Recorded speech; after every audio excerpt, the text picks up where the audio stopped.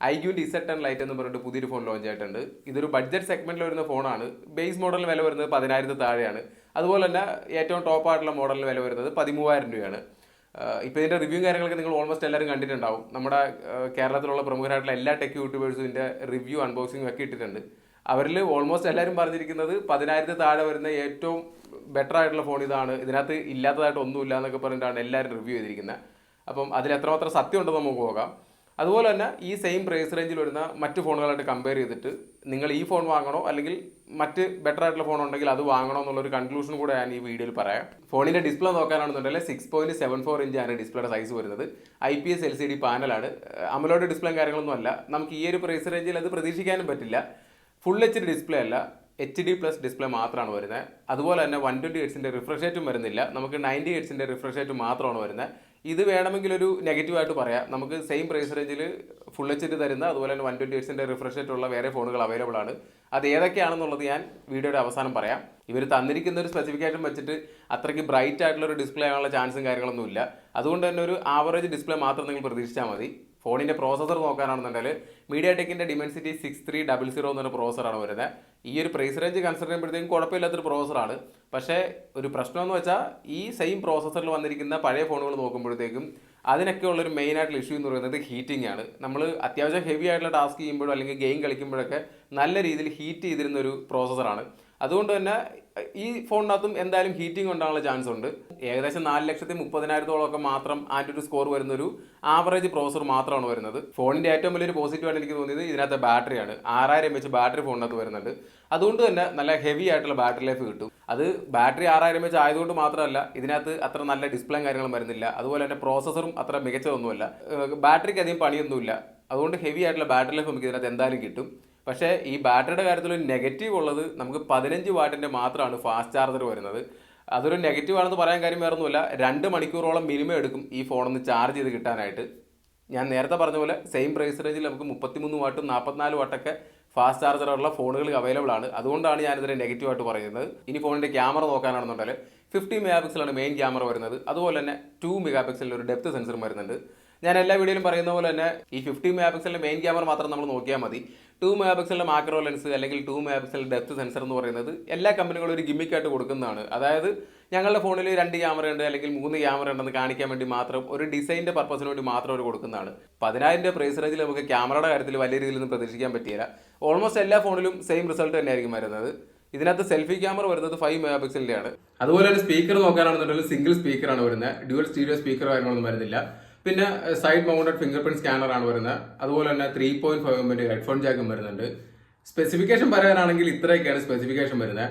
ഇനി ഒരു കൺക്ലൂഷനോട് പറയുകയാണെന്നുണ്ടെങ്കിൽ നിങ്ങൾ ഈ ഫോൺ വാങ്ങണോ വേണ്ടോ എന്ന് ചോദിച്ചാൽ ഞാൻ വേണ്ടാന്നേ പറയുള്ളൂ. അത് വേറെ ഒന്നുള്ളതുകൊണ്ടല്ല, നമുക്ക് ഈ ഏകദേശം ഈ സെയിം പ്രൈസ് റേഞ്ചിൽ 2 ഫോണുകൾ, നല്ല മികച്ച 2 ഫോണുകൾ വരുന്നുണ്ട്. അതിലൊന്നാമത്തെ ഫോൺ എന്ന് പറയുന്നത് പോക്കോയുടെ M6 Plus എന്ന് പറഞ്ഞ ഫോണാണ്. ഫുൾ HD ഡിസ്പ്ലേ വരുന്നുണ്ട്. 120 ഹെർട്സിന്റെ റിഫ്രഷ് റേറ്റ് വരുന്നുണ്ട്. മെയിൻ ക്യാമറ വരുന്നത് 108 മെഗാപിക്സലാണ്. അതുപോലെ തന്നെ 33 വാട്ടിന്റെ ഫാസ്റ്റ് ചാർജർ വരുന്നുണ്ട്.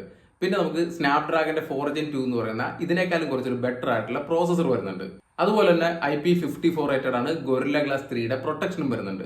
എന്തുകൊണ്ടും ഇതിനേക്കാളും ബെറ്റർ ആയിട്ടുള്ള ഫോണാണ്. പ്രൈസും കുറച്ച് കുറവാണ്. ഇനി നിങ്ങൾക്ക് പോക്കോയുടെ ഫോൺ വേണ്ട, ഞങ്ങൾക്ക് iQOO ഫോൺ തന്നെ വേണമെന്നുണ്ടെങ്കിൽ നിങ്ങൾക്ക് iQOO Z9X നോക്കാം. അതായത് ഈ കൊടുക്കുന്ന പ്രൈസിനേക്കാൾ ഒരു 500 രൂപ കൂടുതൽ കൊടുത്താൽ മതി. ബേസ് മോഡലിന് 10,500 രൂപയ്ക്ക് നമുക്ക് iQOO Z9X ബാങ്ക് ഓഫറും കാര്യങ്ങൾ കഴിഞ്ഞിട്ട് കിട്ടും. അങ്ങനെയാണെന്നുണ്ടെങ്കിൽ അതിനകത്ത് നമുക്ക് സ്നാപ്ഡ്രാഗന്റെ 6 Gen 1 എന്ന് പറയുന്ന നല്ല കിടിലം പ്രോസർ കിട്ടും. ഏകദേശം 6 ലക്ഷത്തോളം ആൻഡ്രോയിഡ് സ്കോറൊക്കെ വരുന്നുണ്ട്. ഗെയിം ഒക്കെ കളിക്കാൻ പറ്റിയ വേറൊരു പ്രോസർ ഈ ഒരു പ്രൈസ് റേഞ്ചിലേ ഇല്ല. പിന്നെ നമുക്ക് വരുന്നത് ഡ്യുവൽ സ്റ്റീരിയോ സ്പീക്കർ വരുന്നുണ്ട്. ഇതിനകത്ത് സിംഗിൾ സ്പീക്കറാണ്, നമുക്ക് അതിനകത്ത് ഡ്യുവൽ സ്റ്റീരിയോ സ്പീക്കേഴ്സ് വരുന്നുണ്ട്. അതുപോലെ തന്നെ 6000 mAh ബാറ്ററി, ഈ ഫോണിനകത്തുള്ള പോലെ 6000 mAh ബാറ്ററി അതിനകത്തും വരുന്നുണ്ട്. പക്ഷേ ഫാസ്റ്റ് ചാർജർ നോക്കാനെന്നുണ്ടെങ്കിൽ 44 വാട്ടിന്റെ ഫാസ്റ്റ് ചാർജറും വരുന്നുണ്ട്. അതുപോലെ തന്നെ IP64 റേറ്റഡും ആണ്. പ്രത്യേകിച്ചൊന്നും പറയാനില്ല, നിങ്ങൾ തന്നെ കോമൺ സെൻസ് യൂസ് ചെയ്തിട്ട് ഫോൺ വാങ്ങിയാൽ മതി. എൻ്റെ ഒരു അഭിപ്രായത്തിൽ ഇപ്പോൾ ഉള്ള ഈ iQOO Z10 ലൈറ്റ് വാങ്ങാതെ കുറച്ച് പഴയ ഫോണാണെന്നുള്ളൂ, ഒരു 6 മാസം അല്ലെങ്കിൽ 1 വർഷം പഴയ ഫോണുകളാണെന്നേ ഉള്ളൂ. പോക്കോയുടെ M6 Plus അല്ലെങ്കിൽ iQOOന്റെ തന്നെ Z9X വാങ്ങാം. ഇനി നിങ്ങൾ iQOO ഫോണാണ് വാങ്ങുന്നതെന്നുണ്ടെങ്കിൽ iQOO Z9X ആയിക്കോട്ടെ, അല്ലെങ്കിൽ ഇപ്പോൾ ഇറങ്ങിയ ഫോൺ ആയിക്കോട്ടെ, ഇനി പ്രൈസ് കൂടി ഏത് ഫോണും ആയിക്കോട്ടെ, സോഫ്റ്റ്വെയർ അപ്ഡേറ്റ് മാത്രം ചെയ്യരുത്. iQOO ഫോൺ സോഫ്റ്റ്വെയർ അപ്ഡേറ്റ് ചെയ്തിട്ടുണ്ടെങ്കിൽ 8ന്റെ പണിയൊന്നുമല്ല, നല്ല 16ന്റെ പണി കിട്ടും. iQOO Z9X, Z9S Pro, Z9, അതുപോലെ തന്നെ Neo 9 Pro ഈ 4 ഫോണുകൾ ഞാൻ വാങ്ങിയതാണ്. ഇതിന് 4നും പണി കിട്ടി. ഇപ്പൊ ഏറ്റവും ലേറ്റസ്റ്റ് ആയിട്ട് പണി കിട്ടിയിരിക്കുന്നത് നിയോ 9 പ്രോയ്ക്കാണ്. മദർ ബോർഡ് അടിച്ചുപോയി. ഒരു സോഫ്റ്റ്വെയർ അപ്ഡേറ്റ് ഏറ്റവും ലേറ്റസ്റ്റ് ആയിട്ടുള്ള അപ്ഡേറ്റ് ചെയ്താണ്. ഒരാഴ്ച കഴിഞ്ഞപ്പോഴത്തേക്കാണ് മദർ ബോർഡ് അടിച്ചു പോയത്. സർവീസ് സെന്ററിൽ കൊണ്ടുപോയി അവർ ഒരാഴ്ച വെയിറ്റ് ചെയ്യാൻ പറഞ്ഞു. അതായത് മദർ ബോർഡും കാര്യങ്ങളൊക്കെ അവിടെ നിന്ന് വന്നം. ഒരാഴ്ച കഴിഞ്ഞിട്ട് എല്ലാം പറഞ്ഞു. ഞാനിപ്പോൾ ചെല്ലേണ്ട ഡേറ്റ് അടുത്ത ദിവസമാണ്. ചെന്ന് കഴിയുമ്പോൾ അവർ പറഞ്ഞത് ഓപ്പൺ ചെയ്ത് നോക്കിയിട്ട് എന്തെങ്കിലും താഴത്ത് വീണ്ടുണ്ടെങ്കിലോ അല്ലെങ്കിൽ വെള്ളത്തിൽ പോയിട്ടുണ്ടെങ്കിലോ വാറണ്ടി കിട്ടില്ല. സ്വാഭാവികം. അല്ലാന്നുണ്ടെങ്കിൽ മാറിത്തരാന്നാണ് പറഞ്ഞിരിക്കുന്നത്. ഒരേ ഒരു ആശ്വാസമുള്ളത് വിവോയുടെ സർവീസ് അത്യാവശ്യം നല്ലതാണ്. വാറണ്ടി കഴിഞ്ഞിട്ടില്ലെങ്കിൽ നല്ല സർവീസ് കിട്ടും. ബാക്കി 3 ഫോണുകളായിരുന്നു നോക്കാനാണെന്നുണ്ടെങ്കിൽ അതിലും ദുരന്തമാണ്. ക്യാമറ ക്വാളിറ്റി പോവുക, ബാറ്ററി ഡ്രെയിൻ ആകുക, ഹീറ്റിംഗ്, ഇല്ലാത്ത കാര്യങ്ങളൊന്നുമില്ല. പിന്നെ സൗണ്ട്, നമ്മൾ വാട്സാപ്പിലൊക്കെ വോയിസ് അയക്കുമ്പോഴും ഒക്കെ സൗണ്ട് ഭയങ്കരമായിട്ട് കുറയുക, ചിലപ്പോൾ സൗണ്ട് കിട്ടാതാകുക. അതുകൊണ്ട് തന്നെയാണ് പറയുന്നത് ഫോൺ വാങ്ങുവാണെന്നുണ്ടെങ്കിൽ ഒരിക്കലും സോഫ്റ്റ്വെയർ അപ്ഡേറ്റ് ചെയ്യരുത്.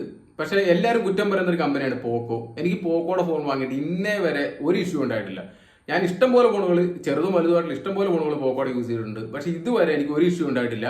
ഞാൻ ഒരു കമ്പനിയെ പൊക്കി പറയുകയോ ഒരു കമ്പനിയെ കുറച്ച് പറയുകയല്ല, എൻ്റെ പേഴ്സണൽ അനുഭവത്തിലുണ്ടായ കാര്യങ്ങളാണ്. അപ്പോൾ എന്തായാലും നിങ്ങൾ ആലോചിച്ചും കണ്ടൊക്കെ ഫോൺ എടുക്കുക. പെയ്ഡ് ആയിട്ടുള്ള നമ്മുടെ റിവ്യൂവേഴ്സ് ഒക്കെ പറയുന്ന മാത്രം കേട്ടിട്ട് ഫോൺ എടുക്കരുത്. ജസ്റ്റ് കോമൺ സെൻസ് കൂടെ യൂസ് ചെയ്തിട്ട് ഫോൺ എടുക്കാൻ ശ്രമിക്കുക. നമുക്ക് വേറെ വീഡിയോയിൽ കാണാം.